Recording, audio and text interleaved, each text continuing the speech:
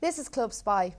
Clubspy is a one-off show covering all the latest production gadgets. We're going to give you a look at some of these gadgets and give you some advice if you want to try your hand at producing or maybe even spinning the decks. Because there's so many different ways, so many different software, decks and choice of equipment, it can be really hard to find the right equipment for you. Later in the show we have Robbie O'Brien from EDTV and he'll be showing us some of what's what in the gadget wise. But now we met with Brian O'Neill and Pete Maguire for the insight into the scene. Brian from Twin is a resident DJ and promoter who will talk to us about DJing, and Pete, a personal favourite DJ of mine from Spin 103A and Residents. Take a look.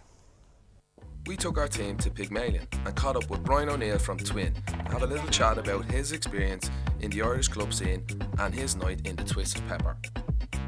And later, we then caught up with head honcho from nationwide brand Resonance and Spin 103's Pete Maguire. So sit back and enjoy. You know, I've been playing around Dublin for a few years now and I kind of just got fed up playing the same nights and just kind of want to give lads a bit of a chance to go out and play, you know. So what we do at Twin on the Saturday night is we just get lads who haven't really played out now, the usual crack bedroom DJs, give them a chance. And then like whoever's on the room beside us gives them a bit of a chance to like have a bit of competition with them, see if they can pull their own crowd out against bigger names and stuff, you know. And it's a kind of snowball from there. It's going pretty well. Who would I like myself? The likes of Jonas Kopp, Carl Cox, Ben Clock. Geez, there's actually too many to mention. Obviously Ryan Elliott seems that we haven't booked. To get my first gig, I kind of fell into it. You know, there was a bit of a DJ competition going on in Andrews Lane at the time, just probably about 4 years ago, and seemed to know the lads who was going out around Dublin. That seems to be the thing with Dublin, you know. If you know people, things kind of come easy, so if you know the right people, it's always going to work, you know. Dublin's a small place, it's not hard to get in with these lads. So the competition popped up and I just got an email about it, and then from there just kind of kept getting gigs thrown at me, you know.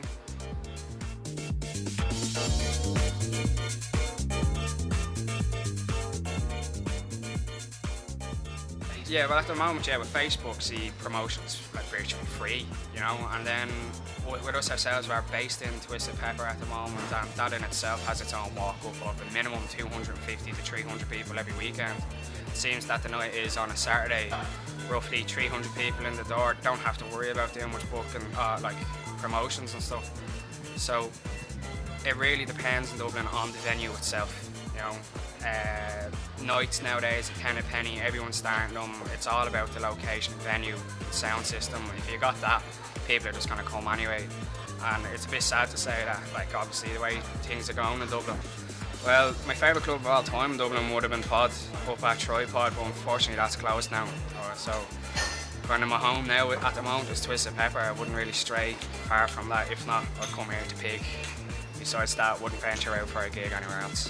For like, when it comes down to a DJ, it's not what you use to deliver the music, it's how you deliver it, you know. Like people get too caught up in that, oh, I play vinyl, and keep it original, you know, have that real feel. It's a skill. Yeah, it is a skill in itself, I appreciate that, but like if you can play vinyl and your track selection is weak, you know what I mean, it's not going to work. I got in with the lads from Residents and they started pushing out some big gigs in the right venue and the Academy, so I was lucky enough to get on board with them. And the start of the launch of that, and you know, they really look for the DJ's feedback in terms of what acts to book, so it was great to be involved with that. Because I've played the right venue before, like just for a normal night, and it's not really the same. The crowd, like they're kind of into their more chart music, but when you get big acts coming, you get people that wouldn't necessarily go to the right venue, so you're playing to a crowd that are into the tunes, and you know, the production on the stage was class, like big festival speakers, so that was pretty cool to play. Yeah, I think the club scene's pretty strong at the moment. Last year, maybe the year before, kind of dipped a bit, but I think at the moment, like whatever type of dance music you're into, there's something on every weekend. If you're into your deep house, you've got abstract, and your techno, you've got subject, Residents, you've got your commercial dance. All the biggest acts are coming over here at the moment, and you know, I think it's very strong at the moment. Fun stuff there from everyone. Thanks to Brian. You can catch him next Saturday in the Twisted Pepper with Juan Atkins, and you can see Pete DJing in the right venue. And you can catch his show on Spin 103A on Saturdays at 8. Okay, up next we'll have Robbie O'Brien from Itchy Libido, but we'll be back shortly after these few breaks. Don't go anywhere. Get a real mattress mix, stand up. This week, you won't believe the offers I'm giving away. I have single bed mattresses at the crazy price today of only €89. I've loads of them. Come and get them. When they're gone, they're gone. I also am selling this week single beds. Single beds with drawers.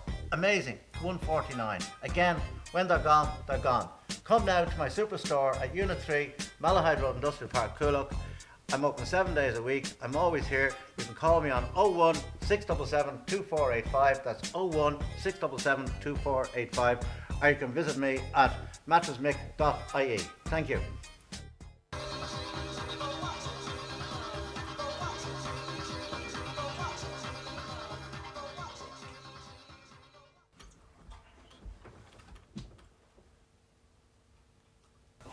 It's a fresh walk today.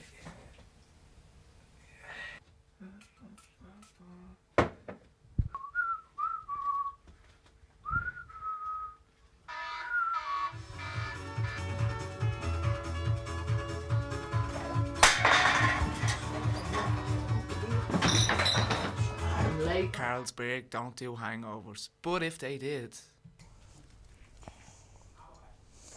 Okay, we're back here with Robbie O'Brien, from one half of Itchy Libido, and he's going to share some of his experience and give us some tips on these gadgets and how to get a producing job with the right kit on a small budget. So how are you, Robbie? Good. How are you? I'm not too bad. Thanks for coming in. Thanks very much for having me. So I know you're interested in music for a long time, and the saxophone would be your baby. But you're into other instruments and play live gigs. Tell us a bit about that. Absolutely. I play some stringed instruments, guitar, mandolin, banjo. I play keyboards. I play saxophone, as you said. I try and incorporate all this into my computer, into my dance music, into my production. And so, did you find it a natural progression to electronic music? Kind of always having some kind of musical instrument background, growing up as a kid. Yeah, absolutely. And you are also a DJ, so did you find that you wanted to make your own tracks to fit in with your own mixes? Yeah, indeed. I used to DJ, and I used to be playing other people's music, and I kind of got fed up playing other people's music and thought about the idea of having my own tracks. So set about eventually then being able to make and produce my own music for my DJ sets.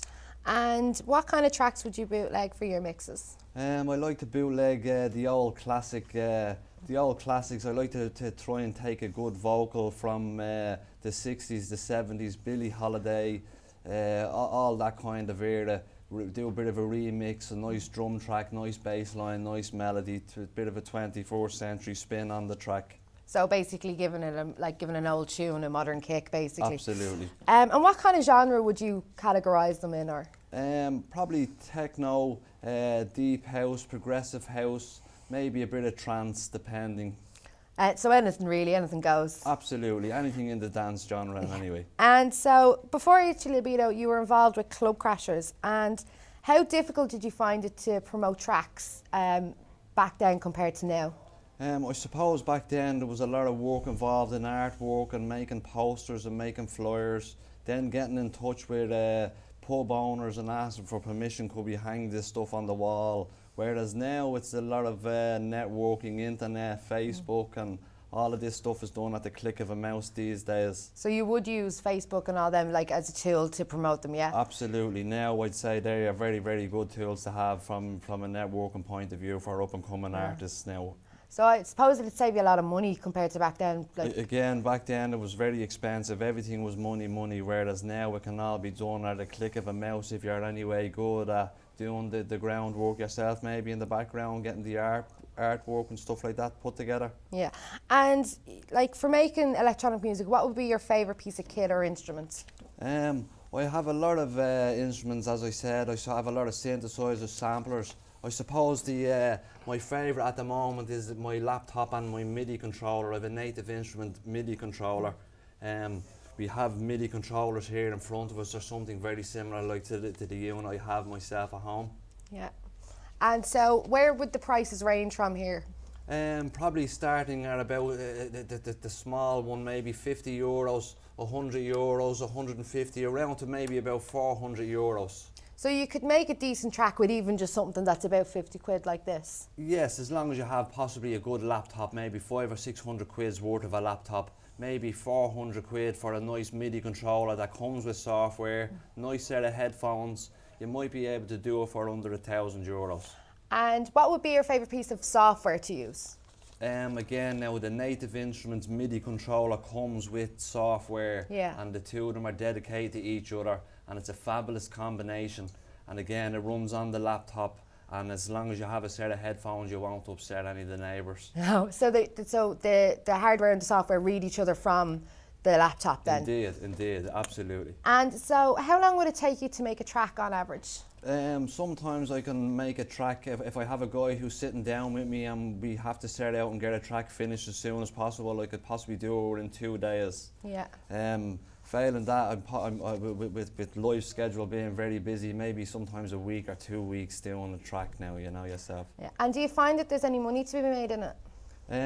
At the moment, I don't think so. I think since the vinyl has kind of gone under, the money might be gone out of it.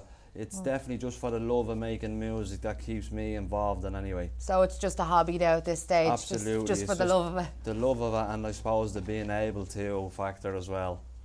And so you said that the industry has changed. How do you find that the industry has changed? I think a lot of people today don't really buy music anymore. With the likes of YouTube and SoundCloud, you can go on and listen to tracks without even downloading them. It's not even... everything's pirated now, is it? It's not so much that it's pirated, it's just available. Like the content now is available, and this is what kids growing up today are faced with. And there's nothing wrong with this at all, like, you know what I mean? The music should be free, and I agree with this, you know. Well, thanks for coming in anyway. It was great to Thank you talk very to you. I much. hope to Thank see you you out and very about much. soon enough. Absolutely, you never know. Yeah. Brilliant stuff from Robbie there. There's some interesting toys to play with. That pretty much covers the essentials if you're trying to start out. So thanks for watching us today. So hopefully we'll get to make another one for you in the future. Some excellent tips and advice there. You can check us out on keeperlit.com for more up-and-coming videos. Thanks to everyone who got involved this afternoon, and you can check us out on Facebook and Twitter. Thanks for